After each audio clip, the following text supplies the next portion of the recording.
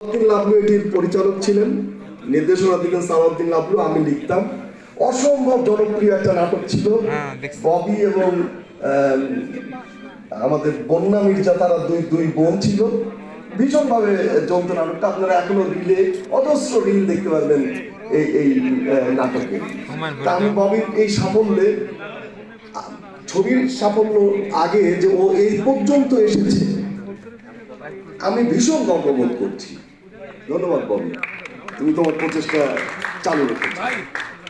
আর এই ছবিটির ব্যাপারে বলবো যে আমাদের একটা প্রযোজনা পর্দায় আসার আগে প্রচারণাটা যেরকম হওয়া দরকার, আমাদের জন্য কি কারণে প্রচারণাটা ওই লেভেলে যায় না।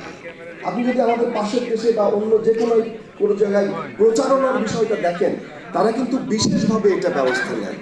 আমি সাইমন ভাইকে এবং তার টিমের সকলকে অনুরোধ করব যে আপনারা এটা প্রচারণা এমন একটা স্কিমের ভিতর দিয়ে করবেন যে দর্শক যেন এমনি উদ্বুদ্ধ হয় এই নাটকটি, এই সিনেমাটি দেখতে আসার জন্য। আমি যেহেতু চলচ্চিত্রের মানুষ, কিন্তু চলচ্চিত্রের সাথে অতটা যোগাযোগ আমার নেই, শুধু লেখার মাধ্যমে।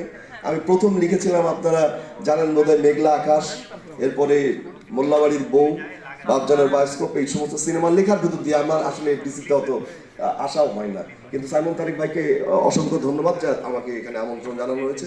আমি বউ সিনেমার সর্বাঙ্গীন সাফল্য কামনা করছি। ধন্যবাদ, শুভরাত্রি। ধন্যবাদ। গুণী মানুষের গুণী কথা শুনলাম। যাই হোক, আমাদের মাঝে এখন যাকে আহ্বান করছি, আমাদের সবার চোখের মণি, যে বউয়ের সন্তান, তারপরে তার বাবার সন্তান, আমাদের চলচ্চিত্রের আরো একজন প্রতিভাবান, সুন্দর, সুশীল, সদা হাস্যোজ্জ্বল, আমার মা, আমাদের মা, দেওয়ানজানি টুনটুনি। টুনটুনি জনকে জোরে হাততালি চাই প্লিজ। এবং আমাদের মাঝে উপস্থিত আছেন মোহাম্মদ মাজারুল ইসলাম সোহেল ভাই, চেয়ারম্যান রোজা গ্রুপ। অনেক ধন্যবাদ আপনাকে।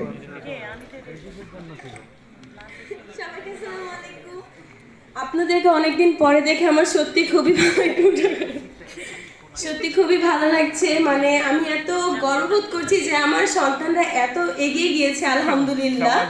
তারা এত সুন্দরভাবে আমাদেরকে কাজ উপহার দিচ্ছে। সরি, আমার গলাটা অনেক ভালো, বিকজ ঠান্ডা লাগছে। এর জন্য আমি ববি মামার কাছে বকাও খেয়েছি যে মামনি তুমি কেন ঠান্ডা পানি খেয়েছো। সবাই আমার জন্য দোয়া করবেন। বউ মুভিটা ইনশাআল্লাহ আপনাদের সবার ঘরের গল্প বলে দিবে এবং আপনাদের এত সুন্দর একটা মুভি উপহার দিবে, আপনারা দেখে মানে অনেক আনন্দিত পাবেন ইনশাআল্লাহ। আমার জন্য সবাই দোয়া রাখবেন। আমি টুনটুনি, আসসালামু আলাইকুম। কত কথা বলে রে, কত সুন্দর করে বলে। এখন যে মানুষটি কথা বলবো, তার নামটি যখন সামনে আসে, দুটো জিনিস ঘটে। একটি হচ্ছে রক্ত টকবক করে জ্বলে ওঠে, আর হার্টবিট বেড়ে যায় ভয় তার হুঙ্কারে। চলচ্চিত্র পাড়ায় সবাই তাকে চেনে, চলচ্চিত্রের গার্ডিয়ান, আমাদের প্রিয় মানুষ, আমাদের গর্ব, দেলোয়ার জাহান জন্টু। দেলোয়ার জাহান কড়া বক্তব্য দেব।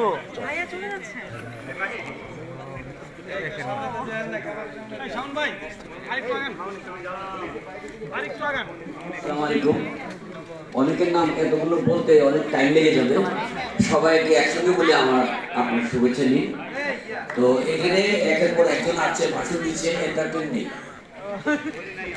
এখানে শুধু ভাষণ, কথা শুনছে। আমিও তো কথাই বলবো, অন্য কিছু না।